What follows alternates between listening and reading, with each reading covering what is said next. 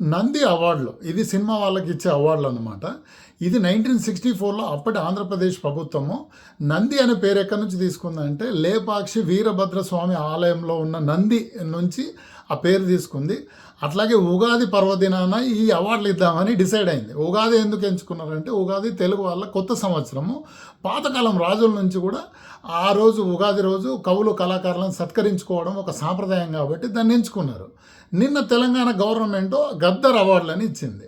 అసలు నిన్న ఏమైనా ప్రత్యేకత ఉందా తెలుగు రాష్ట్రాలకు? నిన్న ఏమైనా స్పెషల్ డేనా? అన్ని రోజులు లాంటి రోజే కదా.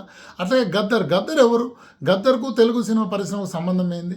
గద్దర్ ఏమైనా ఫ్రీడమ్ ఫైటరా, లేకపోతే సోషల్ రిఫార్మరా, లేక సంఘ సంస్కృతి ఏంటి ఆయన? గద్దర్ చేసినది ఏంది? సినిమాలకు ఏం చేశాడు?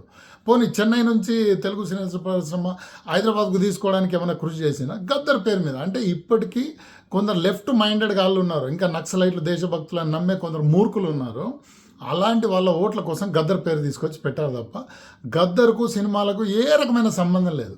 గద్దర్ అవార్డు అంటే అల్లు అర్జున్కి ఇచ్చినందుకు కొందరు ఫీల్ అయ్యారు. ఎందుకంటే అల్లు అర్జున్ అంట స్మగ్లర్ పాత్ర అరే ఈయన సినిమాలో స్మగ్లర్ పాత్ర పోషించేవాడు, నిజ జీవితంలో ఒక తీవ్రవాది.